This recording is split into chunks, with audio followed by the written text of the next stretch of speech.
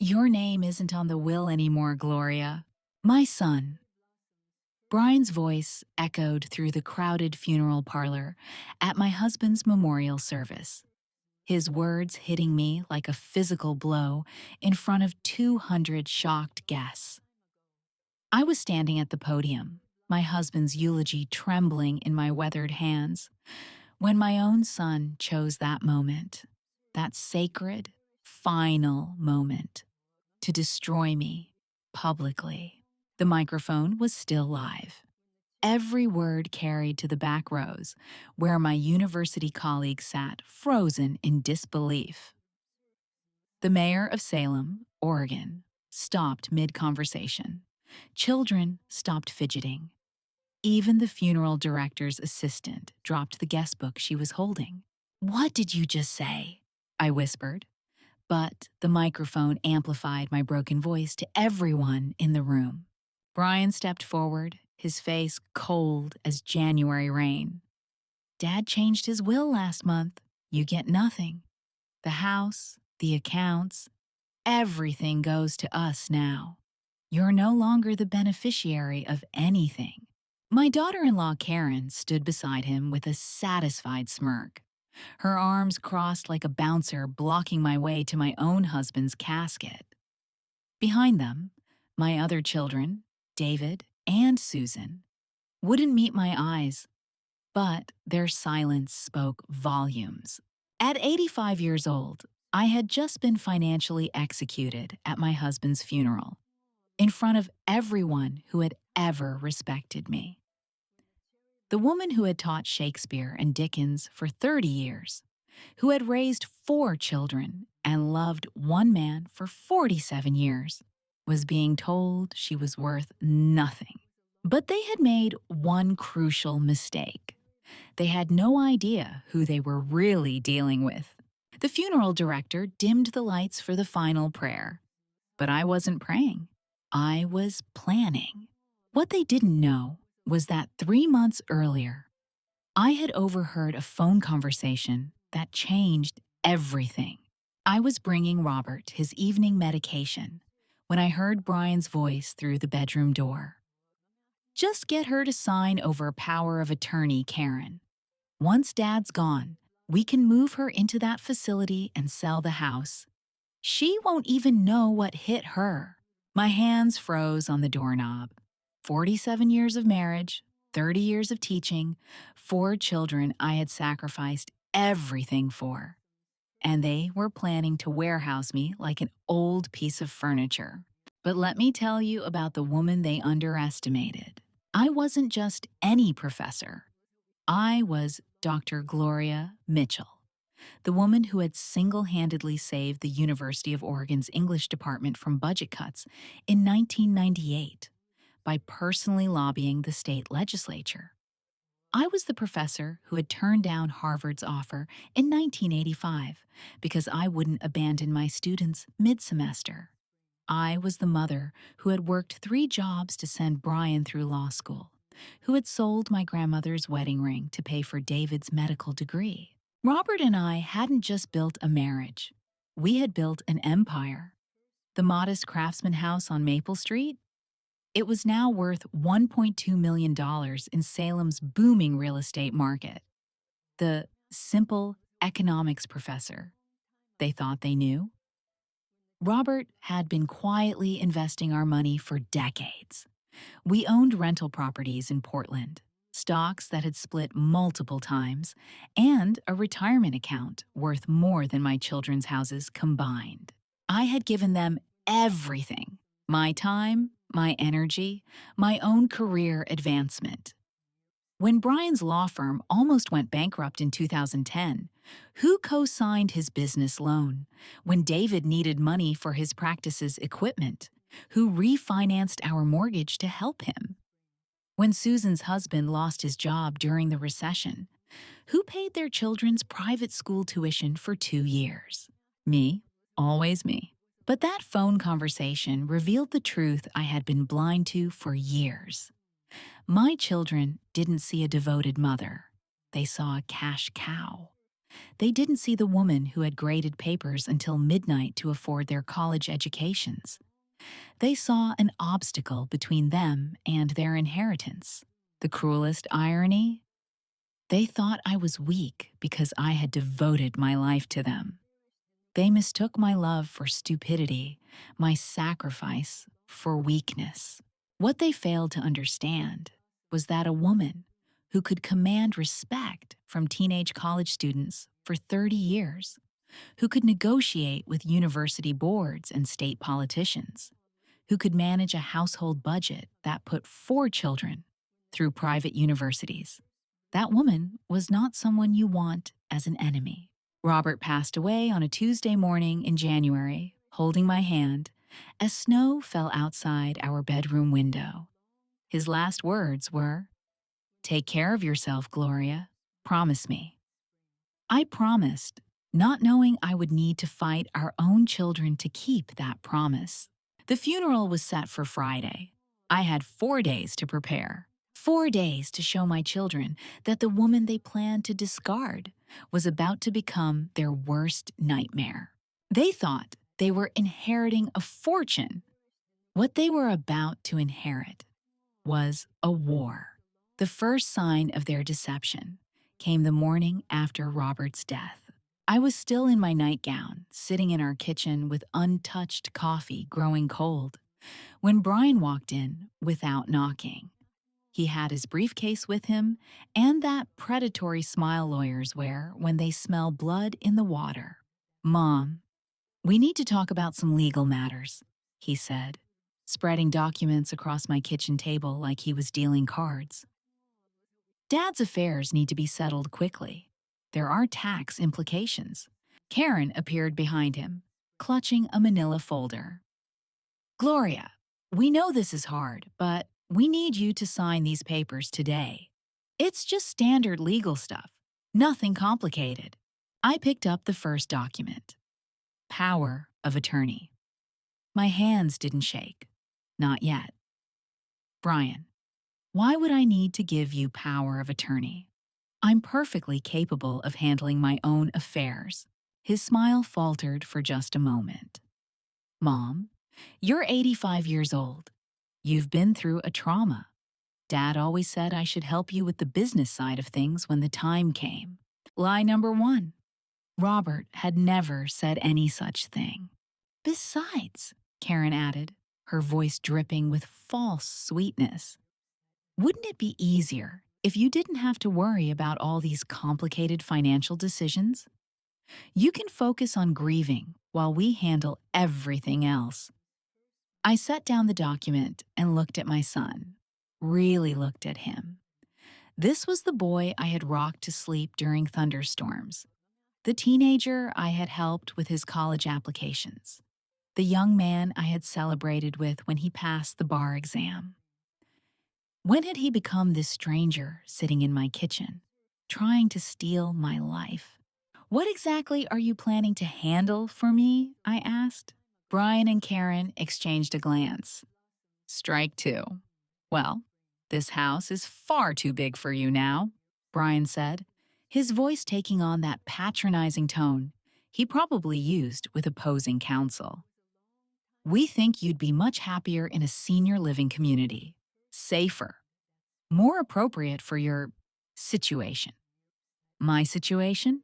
Mom, you're a widow now.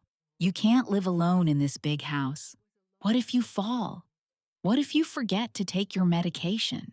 What if there's an emergency?" I almost laughed. I had been taking care of myself since before Brian was born. I had managed a classroom full of hormonal teenagers, balanced budgets that would make accountants weep, and maintained a marriage that lasted longer than some small countries. But suddenly, because my husband died, I was incompetent? "I see," I said quietly. "And I suppose you've already found this senior living community?" Karen's eyes lit up like Christmas morning. "Actually, yes. Sunset Manor is lovely. They have activities, meal plans, medical staff on site. You'd make so many new friends." Sunset Manor, the same place Brian had mentioned in that phone conversation 3 months ago. The place they planned to warehouse me while they liquidated my life.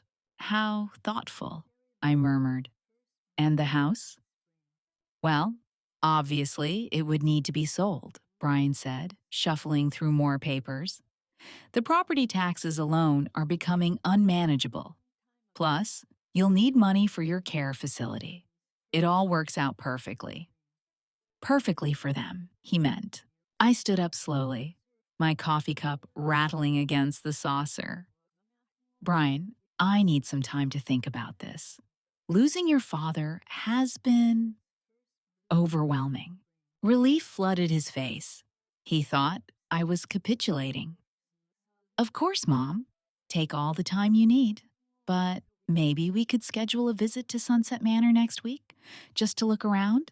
Perhaps, I said, walking them to the door. Thank you both for looking out for me. As soon as their car disappeared down Maple Street, I picked up the phone and dialed a number I hadn't called in 15 years. Daniels and Associates.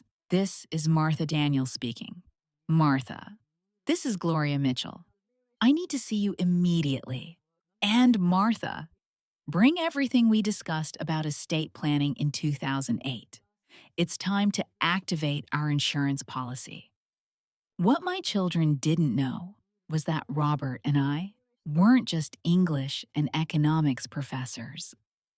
We were also two people who had learned, through decades of watching families torn apart by greed, to plan for every possible betrayal, even from our own children. The vultures circled faster after that first meeting. Within 48 hours, David arrived from Portland with his wife Michelle, and Susan flew in from Seattle with her husband Tom. Suddenly, my house was full of my children and their spouses, all wearing black and speaking in hushed, concerned tones about my future care needs. They had divided up responsibilities like a military operation. Brian handled the legal aspects. David took charge of my medical evaluation, and Susan appointed herself as my emotional support coordinator. They moved through my home like they already owned it, measuring rooms and making lists. Mom, we scheduled you an appointment with Dr. Peterson for a cognitive assessment, David announced over breakfast on Wednesday morning. Just standard procedure for someone in your situation. Dr. Peterson, David's golf buddy and fellow member at the Portland Country Club. How convenient. My cognitive abilities are fine, David, I replied, spreading jam on my toast with steady hands. I've been managing complex university curricula and federal grant applications while you were still learning to tie your shoes. Susan leaned forward with that practiced social worker smile she'd perfected. Mom, we know you're sharp as a tack, but after a major loss like Dad's death, sometimes our judgment can be clouded. We just want to make sure you're protected. Protected. The word they kept using when they meant controlled. That afternoon, while I was supposedly napping, I heard them in the living room dividing up my possessions, like pirates splitting treasure. I want Dad's watch collection, Brian said. The Rolex alone is worth $15,000.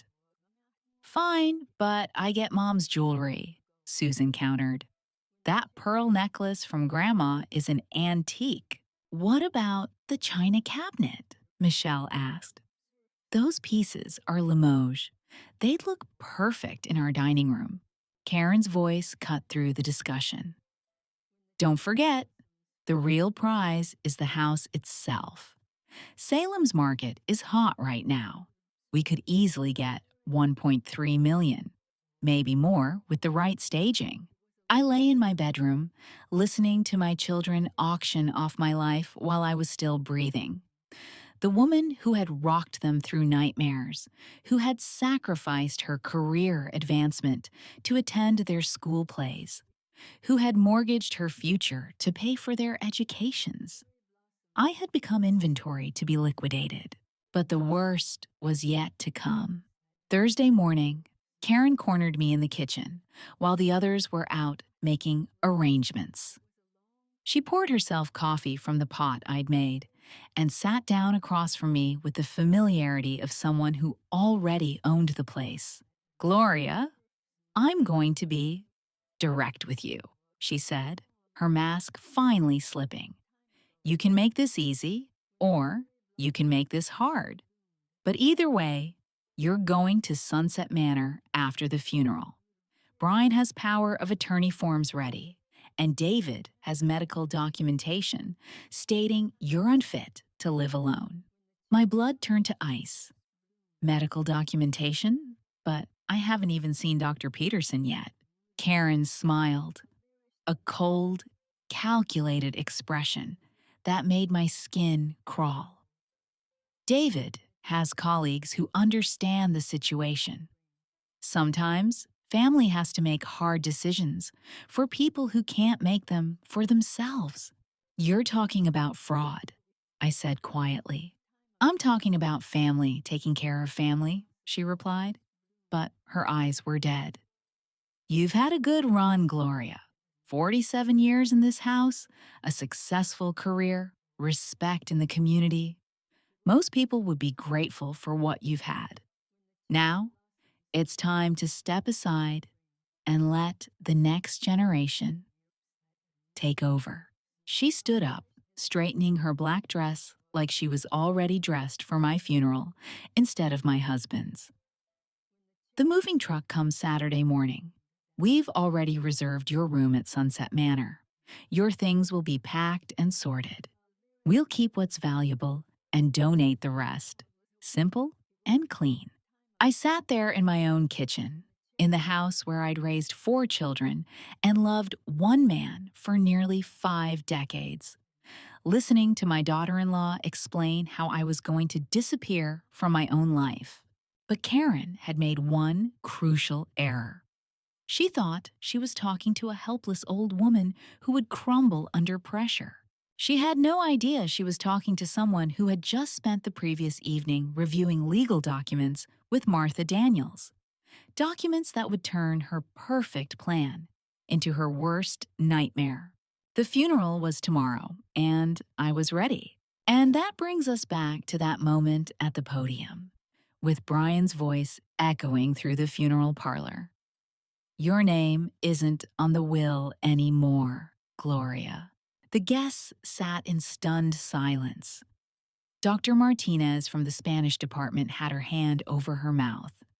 The mayor's wife was gripping her husband's arm. Even the funeral director looked like he'd rather be anywhere else on earth. I stood there at the microphone, my husband's eulogy crumpled in my shaking hands, feeling the weight of 200 pairs of eyes watching my public execution. This was it. The moment my own children had chosen to destroy me completely. Not in private, not with gentle manipulation, but here, in front of everyone who had ever known and respected me.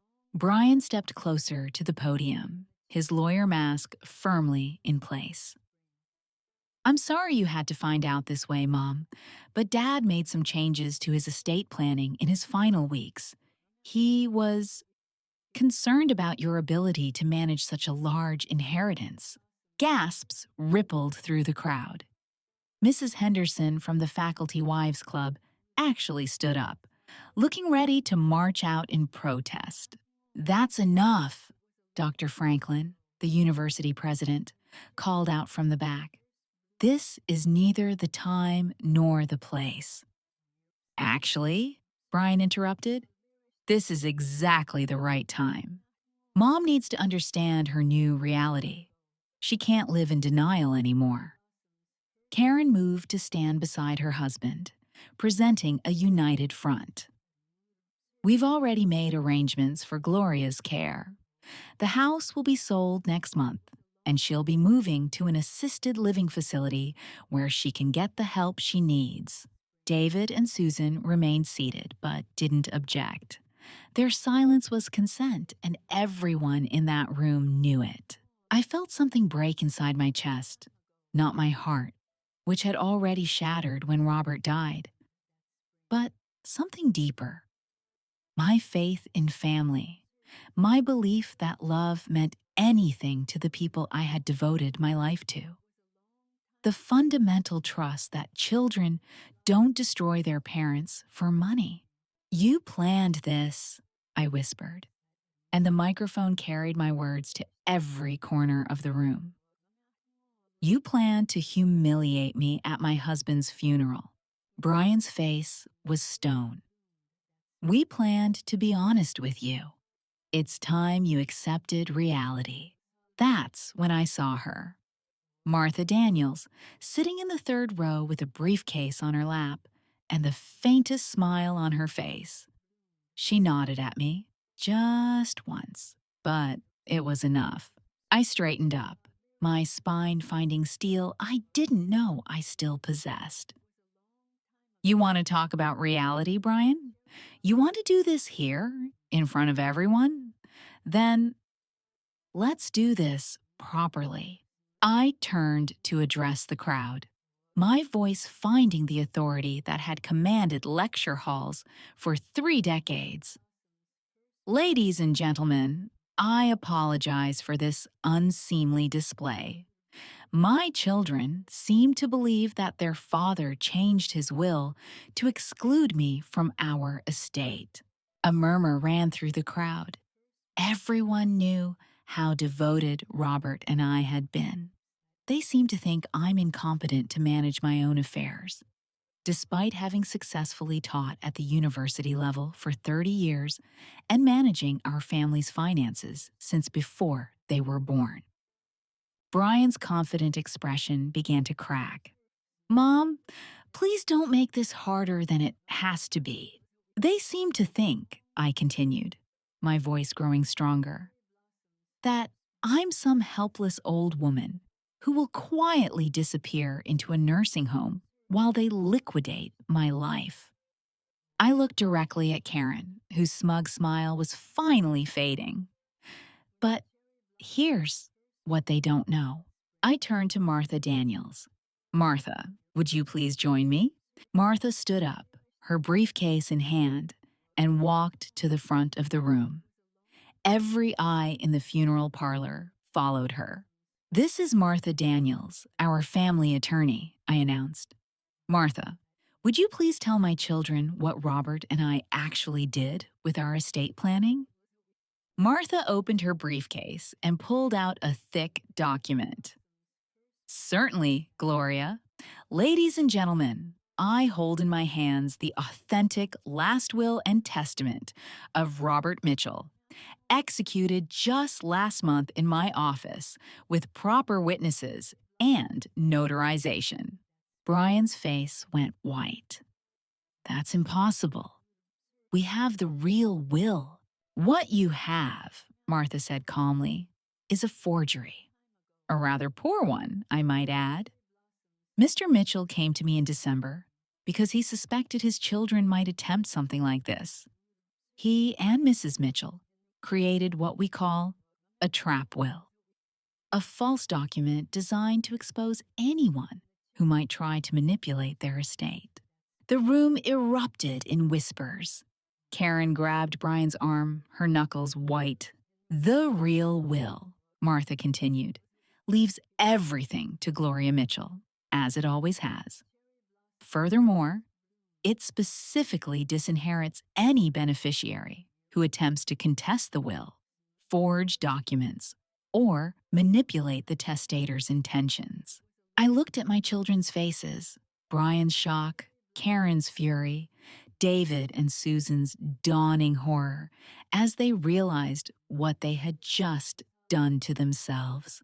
You see, I said into the microphone, my voice carrying to every corner of the room. Robert and I knew exactly who you had become. We just needed you to prove it publicly. The silence in that funeral parlor was deafening. In that moment of absolute silence, I made a decision that would change everything. I could have stopped there. I could have accepted their apologies, forgiven their greed, and pretended this betrayal never happened. That's what the old Gloria would have done. The Gloria who sacrificed her own needs for family harmony, who swallowed insults to keep the peace, who believed that blood was thicker than water. But that Gloria died in this funeral parlor, right along with her illusions about unconditional love. I stepped closer to the microphone, and my voice carried with the authority of someone who had spent 30 years commanding respect from rooms full of people. Martha, please read the specific clause about disinheritance. Martha adjusted her glasses and read from the document. Any beneficiary who attempts to manipulate, coerce, or defraud the testator or his surviving spouse, or who engages in elder abuse of any form, shall be immediately and permanently removed from this will with no right of appeal or recourse. Brian tried to interrupt. Mom, we can explain. No, I said, and the single word cut through the air like a blade. You cannot explain. You cannot apologize your way out of this. You cannot pretend this was all a misunderstanding. I turned to face the crowd. These people who had been my colleagues, my neighbors, my friends for decades. Ladies and gentlemen, what you witnessed here today was not grief or confusion. It was a calculated attempt by my own children to steal my inheritance, my home, and my dignity. The mayor stood up, his face red with anger. This is disgraceful. Absolutely disgraceful. Dr. Franklin was shaking his head. In 40 years of knowing this family, I never would have believed. Mrs. Henderson from the Faculty Wives Club was loudly telling anyone who would listen. Those children should be ashamed of themselves. After everything Gloria did for them, I could see Karen whispering furiously to Brian, probably telling him to salvage whatever he could. David and Susan looked like they wanted to disappear into their chairs. But it was too late for damage control. Martha, I continued, please explain to my children what this means in practical terms. Martha's voice was crisp and professional.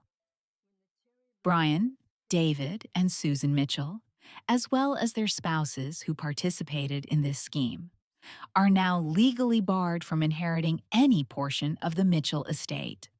This includes the family home, all investment accounts, the rental properties in Portland, and any personal effects. She paused to let that sink in before delivering the final blow.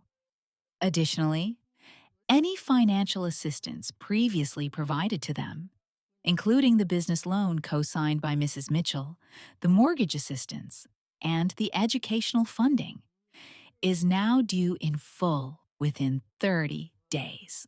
The color drained from Brian's face. His law firm had been struggling even before the pandemic. Without that loan forgiveness, he'd be bankrupt within months. David looked like he might be sick. The equipment loan for his dental practice had been a lifeline when banks wouldn't approve his credit. Now he'd have to find a way to pay back $200,000 he didn't have. Susan was openly crying, finally understanding that her children's private school tuition, her husband's failed business ventures, the down payment on their Seattle mansion, all of it would have to be repaid. This is impossible, Karen sputtered. You can't just change everything because of one conversation. One conversation? I laughed, and it was not a pleasant sound. Martha, would you please tell the assembly about the comprehensive documentation we've gathered? Martha pulled out another folder. Over the past 3 months, working with a private investigator, we documented numerous instances of financial manipulation, emotional abuse, and conspiracy to commit elder fraud. Phone conversations were recorded, emails were preserved, and witness statements were collected. She looked directly at Karen, including your conversation yesterday morning, where you threatened Mrs. Mitchell with forced institutionalization and fraudulent medical documentation. The funeral director finally found his voice. Perhaps we should move this discussion to a more private venue. No, I said firmly. They chose to humiliate me publicly. They chose to try to destroy me in front of my friends and colleagues. They chose to make my husband's funeral about their greed. So they can face the consequences publicly, too. I looked at each of my children in turn. For 47 years, I believed that family meant something. I believed that love and sacrifice would be rewarded with loyalty and respect. I believed that raising you to be good people meant you would be good to me. My voice cracked slightly, but I pushed through.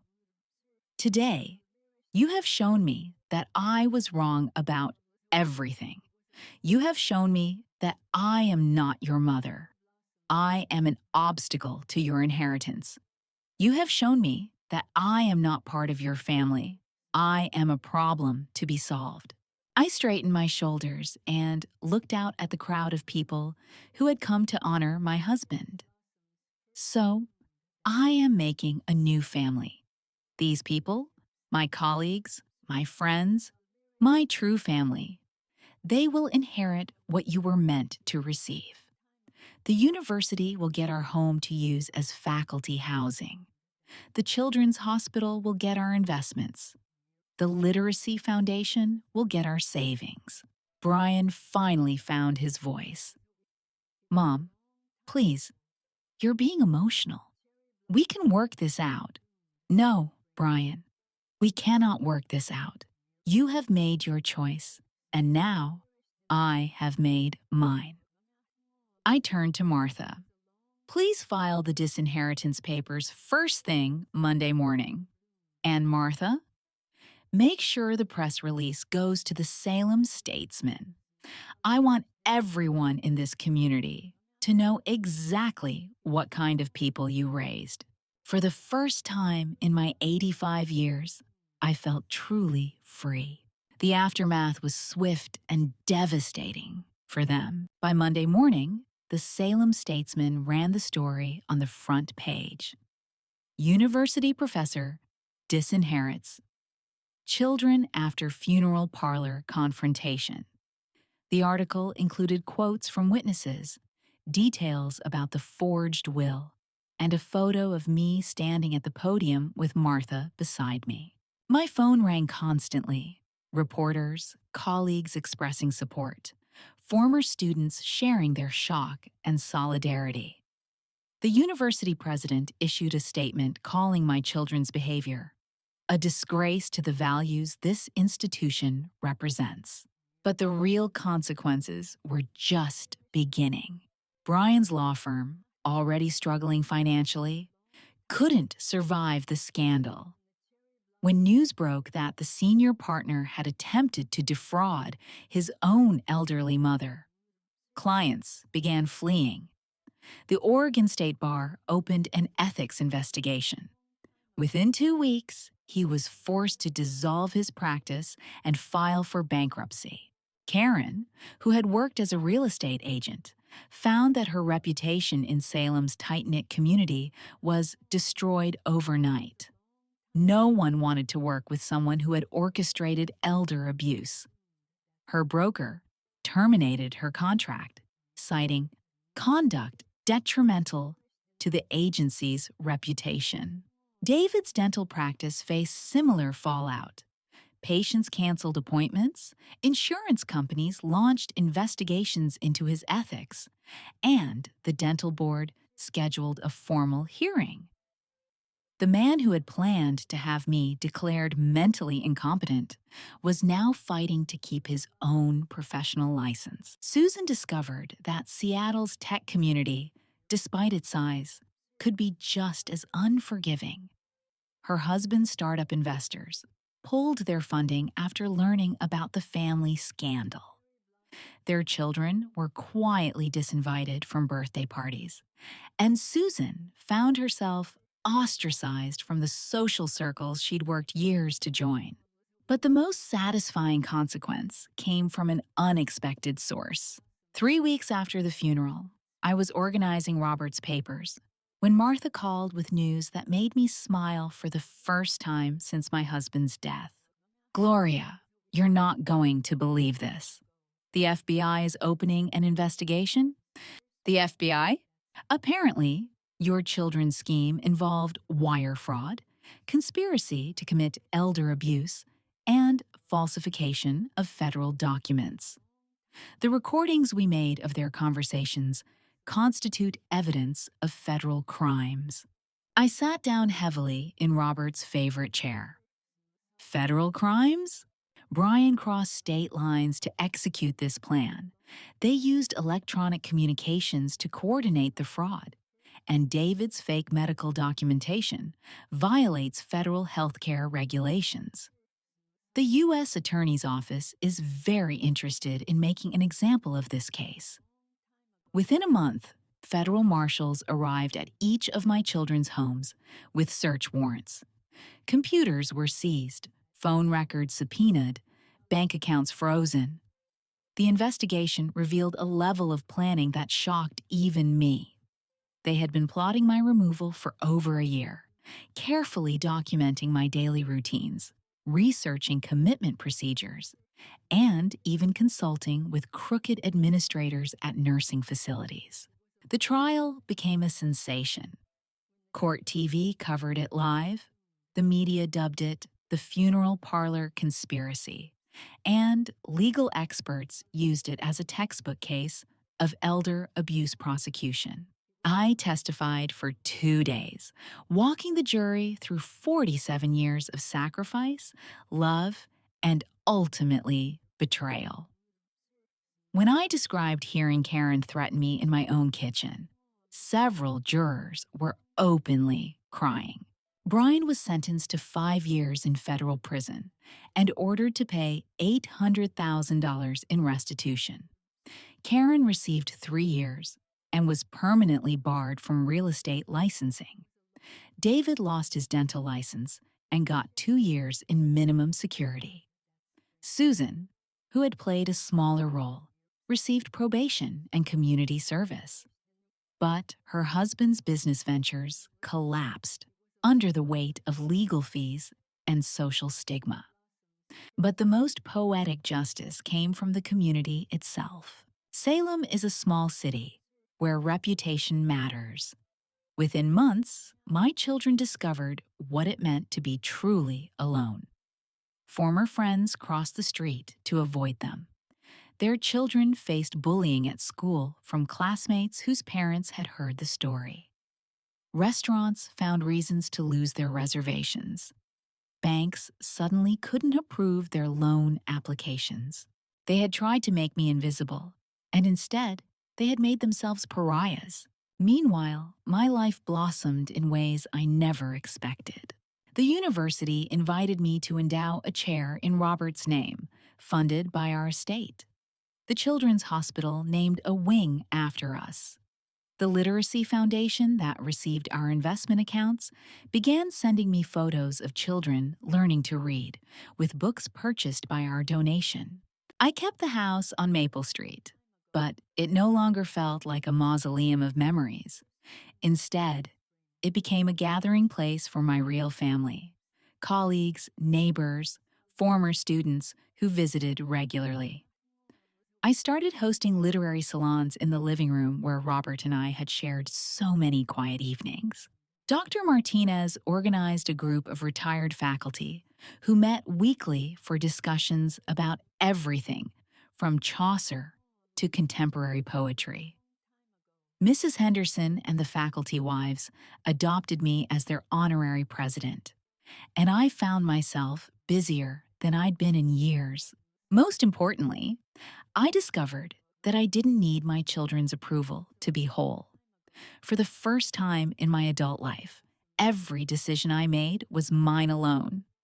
Every dollar I spent, every relationship I cultivated, every day I lived was shaped by my choices, not my obligations to ungrateful offspring. But the most unexpected joy came from an unlikely source. 6 months after the trial, I received a letter from Emma, my 10-year-old granddaughter, Brian's daughter. Her handwriting was careful and precise, the way children write when something is very important to them. Dear Grandma Gloria, it began. Mom says I can't talk to you anymore, but I wanted you to know that I think what Daddy did was wrong. I remember how you used to read me stories and make cookies, and you were never mean to me. I don't understand why grown-ups lie about money. I hope you're not too sad. Love, Emma. I cried for an hour after reading that letter. Then I called Martha. Can I legally contact my granddaughter? The court issued no restrictions on contact with grandchildren, Martha replied. Brian and Karen can't prevent you from maintaining a relationship with Emma, especially since she initiated contact. That evening, I wrote Emma back. I told her that what happened between me and her father didn't change how much I loved her. I explained that sometimes adults make very bad choices, but that doesn't mean children are responsible for fixing those mistakes. 3 weeks later, Emma called me from her friend's house. Her parents didn't know. She told me about school, about the books she was reading, about how confused she was by all the whispering and crying at home. Grandma Gloria, she said, during one of our secret calls, when I grow up, I want to be like you, strong and brave. That's when I knew that something good had come from all this pain. Emma was learning, at 10 years old, the difference between loyalty and enabling, between family and toxicity. She was learning that sometimes the people who claim to love you are the ones who hurt you most, and that real strength comes from walking away from that hurt. Over the following months, other grandchildren began reaching out secretly. David's teenage son, Mark, asked to meet me for coffee, telling his parents he was at basketball practice. Susan's daughter called me from college, where she was safely away from her mother's influence. These young people had watched their parents destroy themselves with greed and were choosing a different path. They were choosing me, not because of what I could give them, but because of who I was when no one was watching.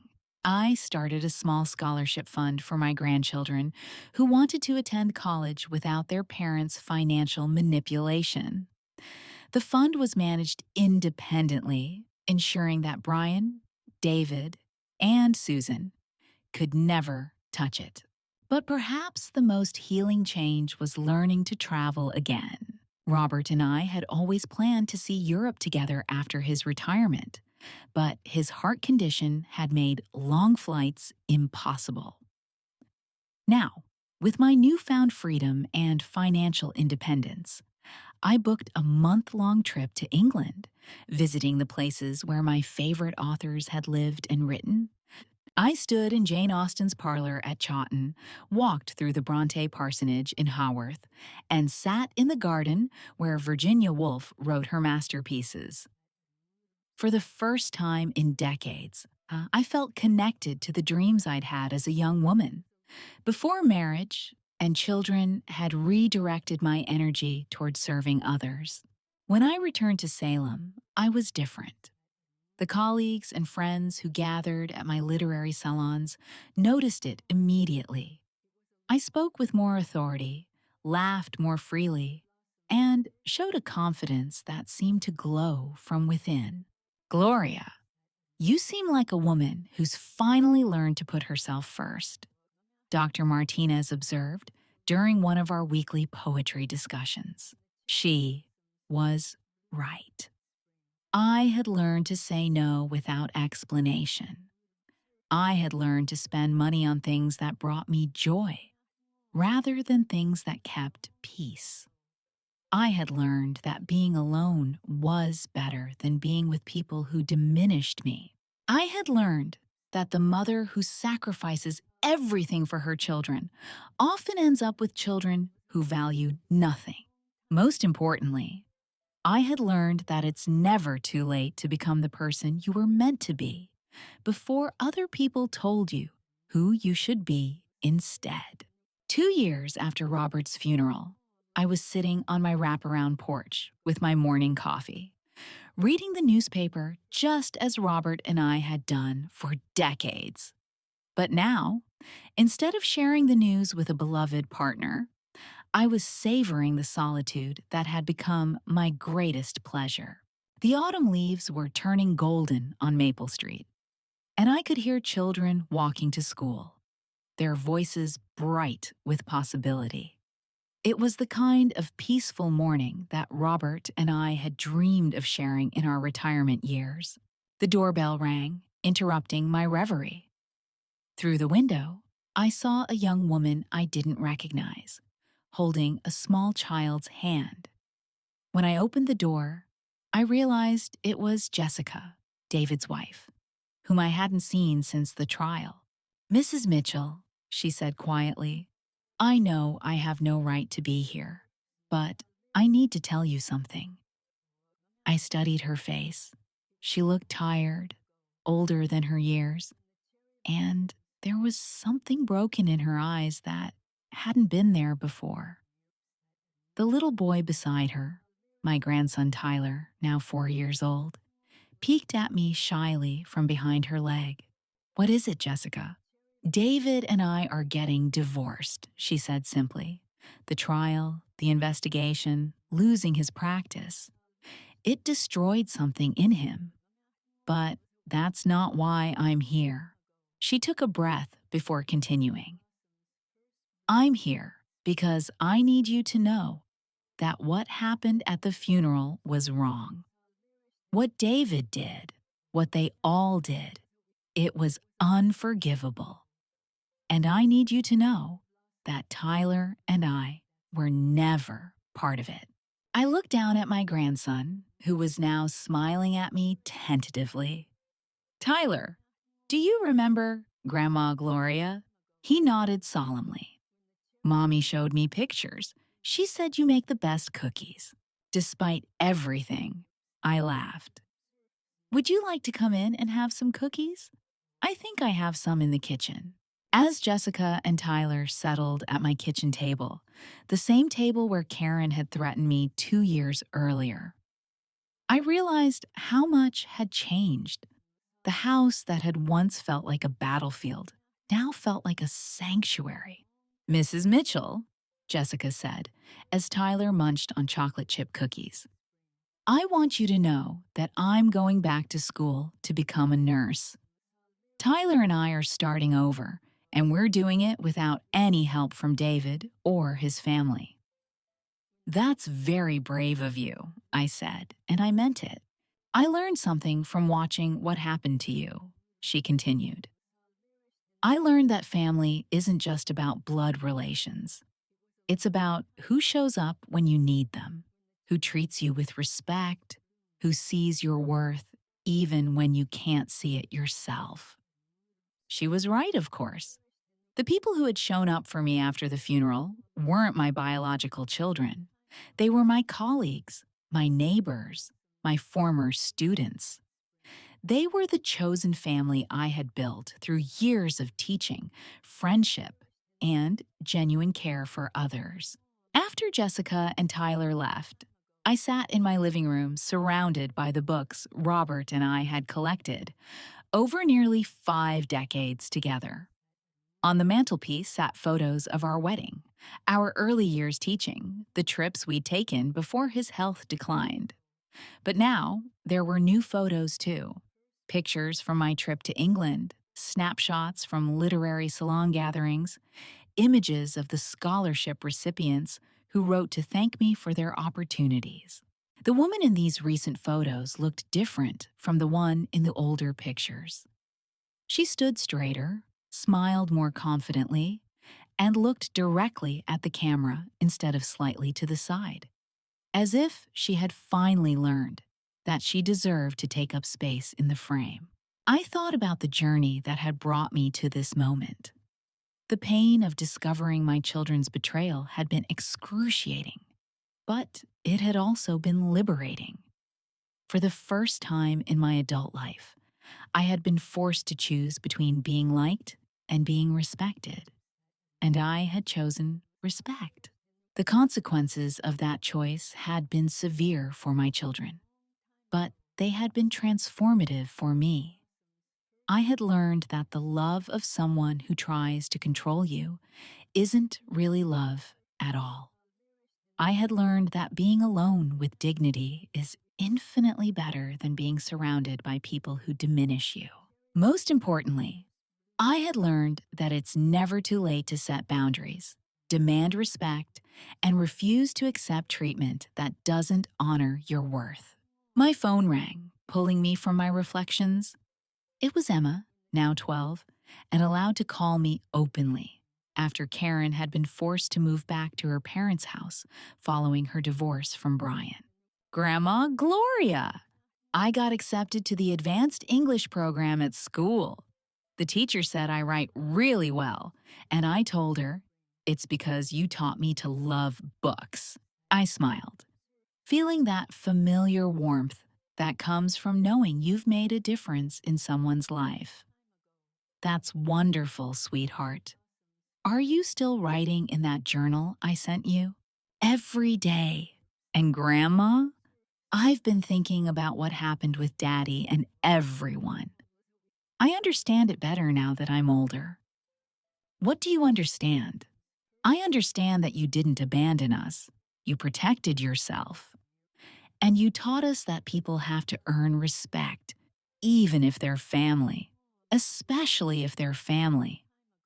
After we hung up, I realized that Emma had articulated something I'd been feeling, but couldn't quite express. This entire experience hadn't been about revenge or punishment. It had been about teaching. I had taught my children that actions have consequences. I had taught my grandchildren that family love shouldn't require them to sacrifice their dignity. I had taught my community that elder abuse has a price. But most importantly, I had taught myself that a woman's worth doesn't diminish with age, and that sometimes the most loving thing you can do is refuse to enable someone's worst impulses. The sun was setting over Salem as I finished my reflections, painting the sky in shades of gold and purple that Robert would have loved. I raised my coffee cup in a silent toast to my husband, to the life we'd built together, and to the new life I was building in his honor. Thank you, my love, I whispered to the evening air. Thank you for teaching me that real family doesn't abandon you at funerals. Real family lifts you up, even when the people who should love you most try to tear you down. As darkness fell over Maple Street, I went inside to prepare for another literary salon. Tomorrow, a group of retired teachers would gather in my living room to discuss Maya Angelou's poetry, and I would serve tea and cookies while we explored themes of resilience, dignity, and the courage to become who you're meant to be. At 87 years old, I had finally learned to be the center of my own story. If you're watching this video, chances are something in Gloria's story resonated with you. Maybe you recognize the painful moment when someone you love shows you exactly who they really are. Maybe you felt that crushing disappointment when family members treat you like an obstacle instead of a person worthy of respect. Maybe you're sitting in your own kitchen right now, wondering if you have the strength to stand up for yourself. Let me tell you something that took me 85 years to learn. You do have that strength. For too many years, I believed that keeping peace was more important than demanding respect. I believed that sacrificing my own needs would somehow make my children better people. I believed that unconditional love meant accepting unacceptable behavior. I was wrong about all of it. Real love, the kind that actually helps people grow, sometimes requires saying no. Sometimes it requires consequences. Sometimes it requires walking away from people who refuse to treat you with basic human dignity, even if those people share your DNA. The hardest lesson I learned is that being a good mother doesn't mean being a doormat. Being a devoted wife doesn't mean erasing yourself. Being a caring person doesn't mean letting others take advantage of your kindness. You teach people how to treat you by what you accept. And if you accept disrespect, manipulation, and abuse in the name of family harmony, you're not keeping the peace. You're enabling their worst impulses while destroying your own self-worth. I spent decades believing that my value came from how much I could give, how much I could sacrifice, how little I could ask for in return. But your value as a human being is not determined by how useful you are to other people. Your worth is not measured by how much you can endure or how small you can make yourself to accommodate others. You matter. Your feelings matter. Your dignity matters. Your peace of mind matters. And if the people in your life can't see that, then maybe it's time to find new people. I know what you're thinking. But Gloria, they're family. You can't just cut off family. Watch me. I not only cut them off, I thrived without them. The people who truly loved me rallied around me. The people who only wanted to use me revealed themselves for what they were. And here's what surprised me most. Once I stopped trying to earn love from people who were incapable of giving it, I discovered how much love was already available from people who actually deserved my energy. My colleagues became my chosen family. My neighbors became my support system.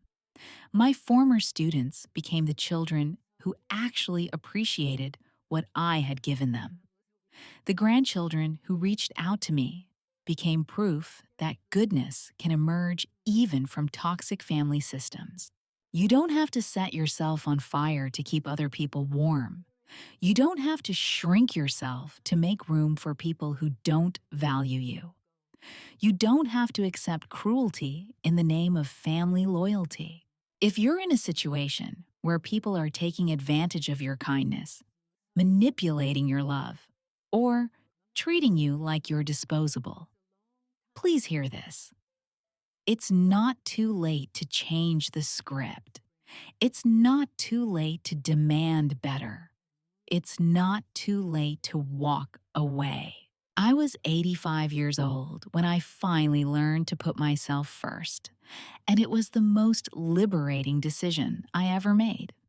Don't wait as long as I did. Don't waste decades trying to earn respect from people who are committed to withholding it. Your life is not a practice round. This is it. This is your one chance to live with dignity, to surround yourself with people who celebrate you instead of tolerate you, to build relationships based on mutual respect instead of one-sided sacrifice. If my story has touched you, if it's given you the courage to examine your own relationships and demand better treatment, then share it. Share it with someone who needs to hear that they're worth more than they're settling for. Share it with someone who needs permission to stop enabling toxic behavior in the name of family love. Leave a comment telling me about your own journey towards self-respect. Tell me about the moment you decided you deserved better. Tell me about the people who showed you what real family looks like.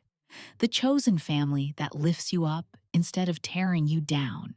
And if you're still gathering the courage to make changes in your own life, subscribe to this channel. Every week, I share stories about people who found the strength to reclaim their dignity, set boundaries with toxic family members, and build the lives they deserve.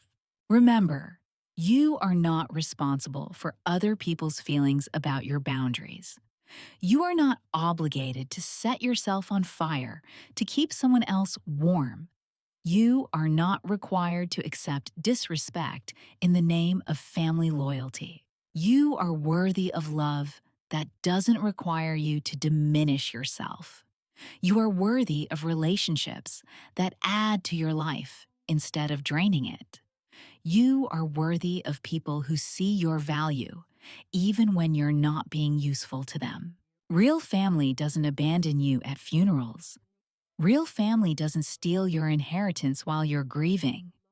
Real family doesn't try to warehouse you in nursing homes for their convenience. Real family lifts you up. And if the people who claim to be your family aren't lifting you up, then maybe it's time to find your real family. The people who choose to love you not because they have to, but because they want to. You deserve that kind of love. Never forget it. Thank you for listening to my story. Thank you for giving me the space to share what I learned. And thank you for having the courage to examine your own life and ask yourself, am I accepting treatment that honors my worth, or am I settling for less than I deserve? The answer to that question might change everything, just like it changed everything for me. Cannot explain. You cannot apologize your way out of this. You cannot pretend this was all a misunderstanding.